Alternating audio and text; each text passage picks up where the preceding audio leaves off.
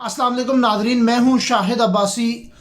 آج میں لاہور سے براہ راست موجود ہوں لاہور میں، اور لاہور کے اندر جو ہم نے سروے کیا، یہ سروے NA-122، یہاں پر جو امیدواران ہیں پاکستان تحریک انصاف سے عمران خان NA-122 سے، ان کے مرد مقابل جو امیدوار ہیں یہ ہیں ایاز صادق صاحب اور علیم خان صاحب NA-122 سے۔ تو اس سروے رپورٹ میں ہمیں یہ معلوم ہوا کہ یہاں پر جو پاکستان تحریک انصاف کی پوزیشن بڑی مضبوط ہے عمران خان کی، اور جو علیم خان صاحب کی پوزیشن ہے، واللہ کر کے کہتا ہوں کہ ہم نے پورے سروے کے دوران ہم نے تقریباً کوئی 50 سے 60 لوگوں سے ساٹ لیے، اور 50 سے 60 لوگوں کے ساٹ کے اندر کسی ایک شخص نے بھی نہیں کہا کہ ہم ووٹ علیم خان صاحب کو دیں گے۔ اور جو نون لیگ کی وہاں پر پوزیشن ہے، نون لیگ کے یہ نہیں ہے کہ وہاں پر ووٹ نہیں ہے، لیکن جتنی بھی یوتھ ہے وہ ساری عمران خان کے ساتھ کھڑی ہے۔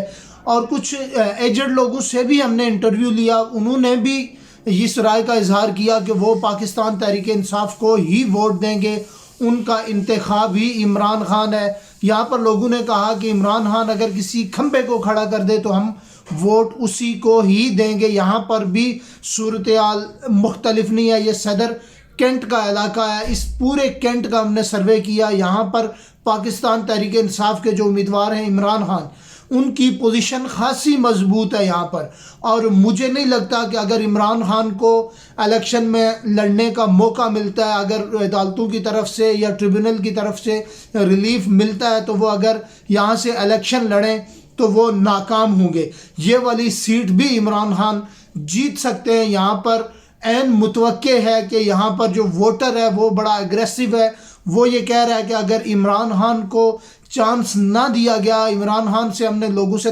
ڈسکس بھی کیا کہ ان کو مسترد کر دیا گیا، ان کے کاغذات، وہ الیکشن نہیں لڑ سکتے، انہوں نے کہا کہ ہم اور کسی کو ووٹ دیتے ہی نہیں ہیں سرے سے۔ اس رائے کا بھی اظہار وہاں پر لوگوں نے کیا کہ ہم کسی اور دوسرے شخص کو ووٹ نہیں دیں گے، ہم نے اگر ووٹ دیا تو وہ صرف عمران خان کو دیں گے، یا عمران خان کسی اور شخص کو یہاں سے لاتا ہے تو ہم اسی کو ہی ووٹ دیں گے، باقی تیسرا شخص ہمیں کوئی قبول نہیں ہے، ہم کسی تیسرے شخص کو ووٹ نہیں دیں گے۔ اب صورتحال بڑی مختلف ہے، تقریباً 90% جو پاکستان تحریک انصاف کے امیدواران ہیں ان کے کاغذات نامزدگی ریجیکٹ کر لیے گئے ہیں۔ ابھی دو آپشن، ایک ٹریبونل میں جائیں گے، وہاں سے پھر وہ ہائی کورٹ میں چیلنج کر سکتے ہیں، ان پاکستان تحریک انصاف کے جو امیدواران ہیں ان کو یہاں پر آپشن موجود ہے۔ لیکن اگر پاکستان تحریک انصاف کو یہ موقع نہیں ملتا الیکشن میں آنے کا، ان کے کاغذات نامزدگی مسترد ہی رہیں گے، تو پھر کیا نون لیگ کو ایک ہی سائیڈ پہ رکھ کر تو گورنمنٹ حوالے کر دی جائے گی؟ کیونکہ مرد مقابل جو امیدواران ہیں پیپل پارٹی کا یہاں پر سرے سے ہی ذکر نہیں ہے، کیونکہ 2 4 یا 5 لوگوں نے ہمیں سروے میں بتایا کہ ہم پاکستان پیپل پارٹی کو ووٹ دیں گے، یا تحریک لبیک کے چیدہ ووٹ ہے۔ یہاں پر جو مقابلہ ہو سکتا ہے وہ اس ٹائم ملک کے اندر نون لیگ کا اور پاکستان تحریک انصاف کا ہو سکتا ہے۔ تیسری کوئی جماعت آپ یہ کہہ سکتے ہیں کہ مقابلے کے لیے ایگزسٹ ہی نہیں کر رہی، لیکن جس طرح پاکستان تحریک انصاف کو بالکل سائیڈ لائن کر کے، ان کے کاغذات کو مسترد کر کے، ان کے جو وکیل ہیں ان کو اغوا کر کے، یا اس طرح کی صورتحال اختیار کی جا رہی ہے، میرا خیال ہے کہ ایسی صورت میں الیکشن فیئر ہونا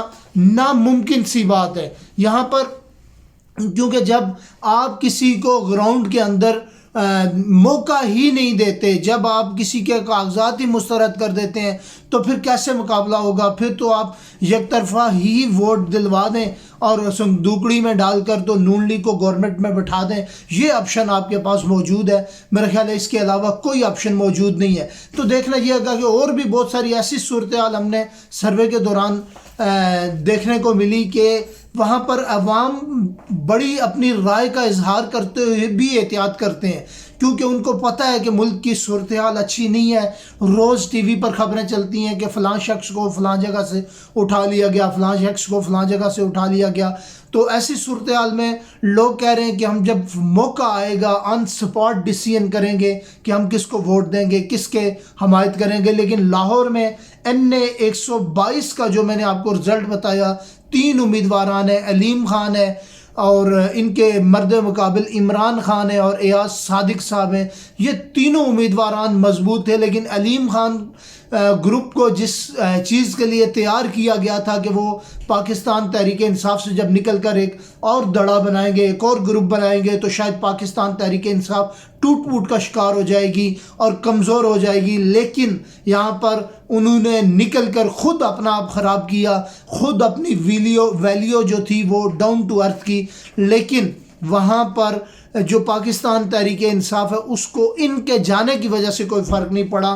یہاں پر وہ خود تنہا ہو گئے، لیکن پاکستان تحریک انصاف مزید مضبوط ہو گئی. یہ ایسی صورتحال NA 122 کی میں نے آپ کو بتائی.